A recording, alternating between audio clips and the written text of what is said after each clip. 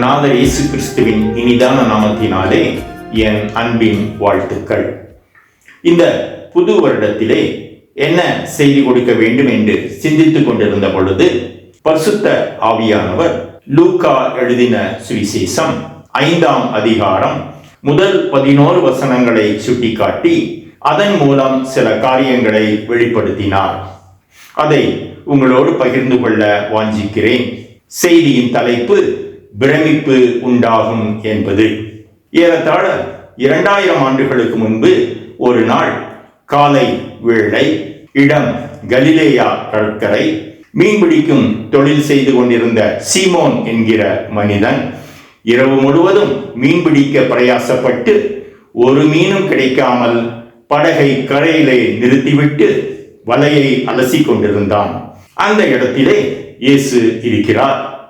திரளான ஜனங்கள் அவருடைய வார்த்தையை கேட்கும்படியாக அங்கு வருகிறார்கள். இயேசு சீமோனுடைய படகிலே ஏறுகிறார். சற்றே தள்ளும்படி சொல்கிறார். அதில் அமர்ந்து போதிக்கிறார். போதித்து முடிந்த பிறகு சீமோனை நோக்கி ஆழத்திலே தள்ளி கொண்டு போய் மீன் பிடிக்கும்படி வலைகளை போடுங்கள் என்றார். அதன்படி செய்கிறான்.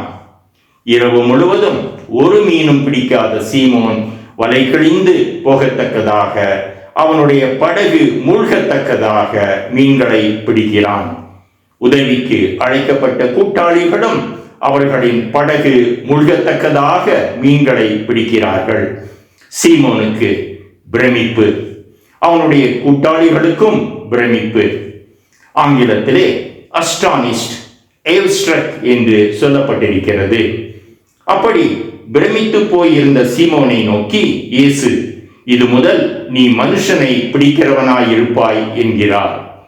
அவர்கள் படகுகளை கரையிலே கொண்டு போய் நிறுத்தி எல்லாவற்றையும் விட்டுவிட்டு இயேசுவுக்கு பின் செல்கிறார்கள். இப்பொழுது இந்த நிகழ்விலே இருந்து நமக்கு உணர்த்தப்படும் காரியங்களை பார்க்கலாம். முதலாவது, இயேசு நம் வாழ்க்கையில் அற்புதங்களை செய்து பிரமிக்க செய்வார். சீமோன் இரவு முழுவதும் ஒரு மீன் கூட பிடிக்காத நிலையிலே பகல் பொழுதிலே, அதுவும் மிக குறைந்த நேரத்தில் 2 படகுகள் அமிழத்தக்கதாக மீன்களை பிடிக்கிறான். 2000 ஆண்டுகளுக்கு முன்பு என்ன விதமான படகுகளை பயன்படுத்தினார்கள், அதன் நீளம், அகலம், உயரத்தை வைத்து எவ்வளவு எடையை தாங்கும், படகு நீரிலே அமிழத்தக்கதாக இருக்கும் பொழுது எவ்வளவு எடை இருந்திருக்கலாம் என்பதை ஆர்க்கிமிடிஸ் தத்துவத்தின்படி கணக்கிட்டு பார்த்து ஒவ்வொரு படகிலும் சுமார் 14,220 கிலோ மீன்களை, அதாவது மொத்தம் 28,440 கிலோ மீன்களை பிடித்திருப்பார்கள் என்று வில்லியம் பி ஹவுசர், ரொசேலி ஏ ஹவுசர் என்கிற ஆய்வாளர்கள் கணக்கிட்டிருக்கிறார்கள். இது ஒரு மிகப்பெரிய அற்புதம். சீமோனும் அவனுடைய கூட்டாளிகளும் அவர்களது பல வருட மீன்பிடி அனுபவத்தில் இதை போல பார்த்திருக்க மாட்டார்கள். அவர்களுக்கு பிரமிப்பு உண்டானது. இப்படி பிரமிப்பு உண்டாகும்படியான அற்புதத்தை செய்த இயேசு இன்றைக்கும் ஜீவிக்கிறவர். அவர் அற்புதங்களின் தேவன். அவரால் செய்யக்கூடாத அதிசயமான காரியம் ஒன்றும் கிடையாது. இதை கேட்டுக்கொண்டிருக்கும் தேவ பிள்ளைகள் ஏதாவது ஒரு காரியத்தை குறித்து இயேசு அற்புதம் செய்ய மாட்டாரா என்று எதிர்பார்த்து கொண்டிருக்கலாம். அவர்களுக்கான வார்த்தை, இந்த புது வருடத்திலே இயேசு அற்புதங்களை செய்து பிரமிப்பு உண்டாக்கும்படியாக நிச்சயம் செய்வார். இரண்டாவது, இயேசு கையின் பிரயாசங்களை ஆசீர்வதித்து பிரமிக்க செய்வார். சீமோன் மீன் பிடிப்பதில் திறமைசாலி. கையில் தண்ணீரை எடுத்து முகர்ந்து பார்த்து இங்கு மீன்கள் இருக்கும் என்று சொல்லிவிடுவானாம். அப்படிப்பட்ட சீமோனுக்கு தோல்வி. எவ்வளவு பிரயாசப்பட்டும் ஒரு மீன் கூட அகப்படவில்லை. அதே நேரத்தில் இயேசுவின் வார்த்தையின்படி வலையை போட்ட பிறகு ஒரு மிகப்பெரிய வெற்றி. சீமோனுக்கு பிரமிப்பு உண்டானது. கையின் பிரயாசங்களை, கையிட்டு செய்யும் வேலைகளை ஆசீர்வதிக்கிறவர் நம் இயேசு. அது எந்த காரியமாக இருந்தாலும் சரி, தொழில், உத்தியோகம், வியாபாரம், விவசாயம், படிப்பு என்று என்னுடைய திறமை, என்னுடைய உழைப்பு, என்னால் தான் வெற்றி, நான் தான் செய்தேன் என்று ஒருபோதும் கிடையாது. பரிசுத்த பவுல் சொல்லுகிறார், தேவனே விளையச் செய்தார். நடுகிறவனாலும் ஒன்றுமில்லை, நீர் பாய்ச்சுகிறவனாலும் ஒன்றுமில்லை, விளையச் செய்கிற தேவனாலே எல்லாம் ஆகும் என்று. நானும் இதற்கு சாட்சி. என்னுடைய 32 வருட அரசாங்க பணியிலே கொடுக்கப்பட்ட அனைத்து பொறுப்புகளிலும் மிக திறம்பட, மிகச் சிறப்பாக, மற்றவர்கள் ஆச்சரியப்படும்படியாக செயல்பட செய்தவர் இயேசு. இதை கேட்டுக்கொண்டிருக்கும் சிலர், எந்த வேலையை செய்தாலும் தோல்வியாக இருக்கிறது, தொழிலிலே நஷ்டம், வியாபாரத்திலே நஷ்டம், முதலீடுகள் எல்லாம் புத்தலான பயிரை போடுகிறது போல இருக்கிறது என்றிருக்கலாம். அவர்களுக்கான வார்த்தை, இந்த புது வருடத்திலே இயேசு கைகளின் பிரயாசங்களை ஆசீர்வதித்து பிரமிப்பு உண்டாகும்படியாக நிச்சயம் செய்வார். மூன்றாவது, இயேசு குறைவுகளை நிறைவாக்கி பிரமிக்க செய்வார். இங்கு சீமோனுக்கு ஒரு குறைவு ஏற்பட்டது. அந்த குறைவை இயேசு நிறைவாக்கினார். மட்டுமல்ல, மிகவும் அபரிமிதமாக ஆசீர்வதித்தார். அவனுக்கு பிரமிப்பு உண்டானது. இந்த குறைவு, பற்றாக்குறை எப்பொழுது வரும், எந்த காரியத்திலே வரும், எந்த ரூபத்திலே வரும் என்று சொல்ல முடிவதில்லை. பண விஷயத்திலே, பிள்ளைகள் காரியங்களிலே, உடல் ஆரோக்கியத்திலே, வேலை விஷயத்திலே, ஊழியத்திலே, வியாபாரத்தில், தொழிலில் என்று இப்படி ஏதாவது ஒரு காரியத்திலே குறைவுபட்ட நிலைமையில் இருப்பவர்கள் இந்த செய்தியை கேட்டுக்கொண்டிருக்கலாம். நிலைமை மாறாதா என்கிற ஆதங்கத்தோடு இருக்கலாம். அன்றைக்கு சீமோனின் குறைவை நிறைவாக்கி அபரிமிதமான ஆசீர்வாதங்களை அருளி செய்த இயேசு, இந்த புதிய ஆண்டில் உங்கள் குறைவுகளை எல்லாம் நிறைவாக்கி உங்கள் வாழ்க்கையிலே நிறைவான சந்தோஷம், சமாதானத்தை கொடுத்து நிரம்பி வழியும் ஆசீர்வாதங்களை அருளி செய்து உங்களை மட்டுமல்ல, உங்களோடு கூட இருப்பவர்களையும் பிரமிக்க பண்ணும்படியாக செய்வார்.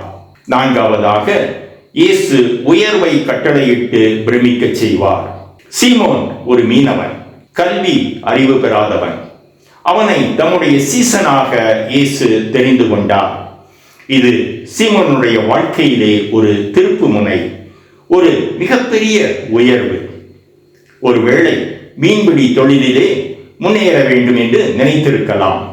ஆனால் அவனுக்கு வேறு ஒரு மிக உயர்வான, அவன் கனவிலே கூட நினைத்து பார்த்திருக்க முடியாத பணியை இயேசு கொடுக்கிறார்.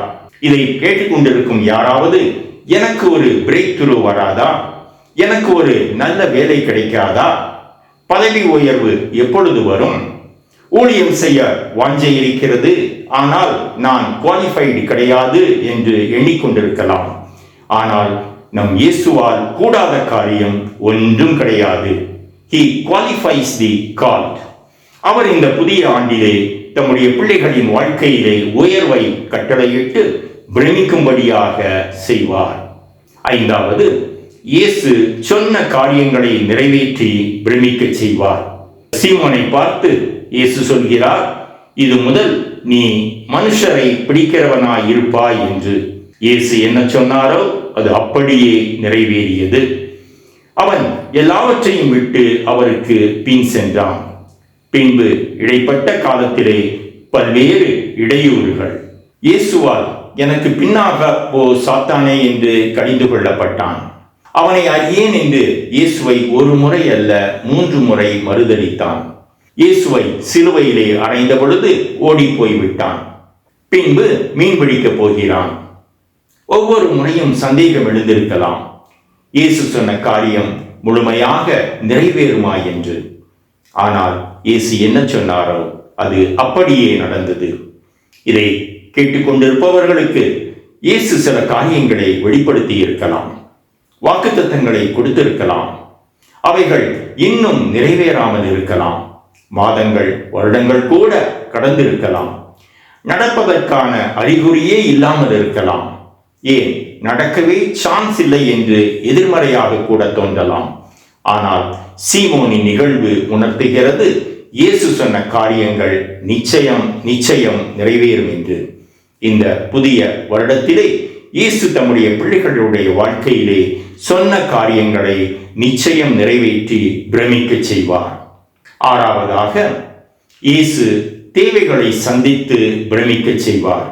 இங்கு சீமோன் இயேசுவின் பின் செல்கிறான்.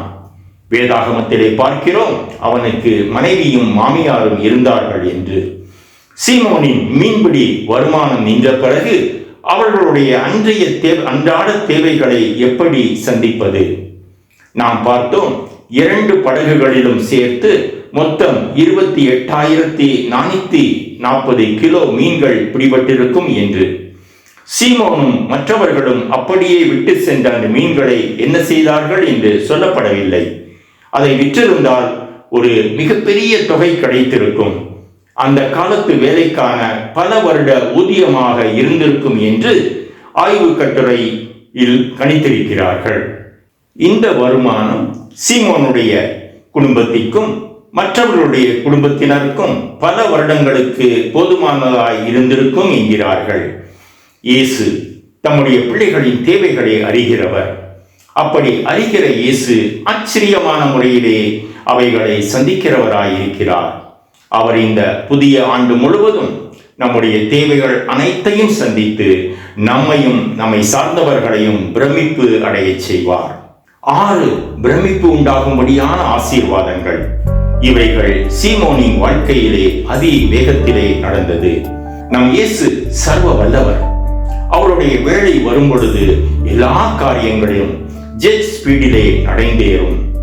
நமக்கு மட்டுமல்ல, நம்மை சார்ந்தவர்களுக்கும் பிரமிப்பு உண்டாகும்.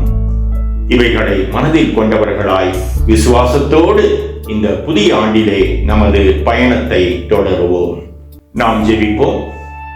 அன்பின் பிதாவே, இப்பொழுதும் நீர் உமது பிள்ளைகளுக்கு கொடுத்திருக்கும் இந்த அருமையான வாக்குத்தத்த செய்திக்காக நன்றிகளை ஏறெடுக்கிறோம், துதிகளை ஏறெடுக்கிறோம், தோத்திரங்களை ஏறெடுக்கிறோம். அப்பா, நீர் வாக்கு மாறாத தேவன்.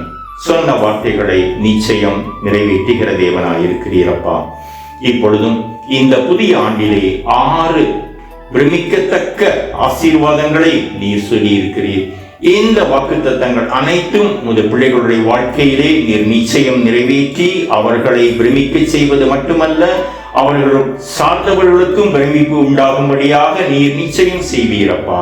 ஆம், எங்கள் இயேசு எங்களுக்கு நல்லவராக இருக்கிறீர். உமது பிள்ளைகளை நீர் ஆசீர்வதிக்கிற தேவனாய் இருக்கிறீர். அதுவும் அபரிமிதமான ஆசீர்வாதங்களை அருளி செய்கிற தேவனாய் இருக்கிறீரப்பா. நன்றி செலுத்துகிறோம், துதிக்கிறோம் அப்பா. இயேசுவின் நாமத்தினால் ஜெபம் ஏறெடுக்கிறோம் பரமபிதாவே. ஆமென், ஆமென்.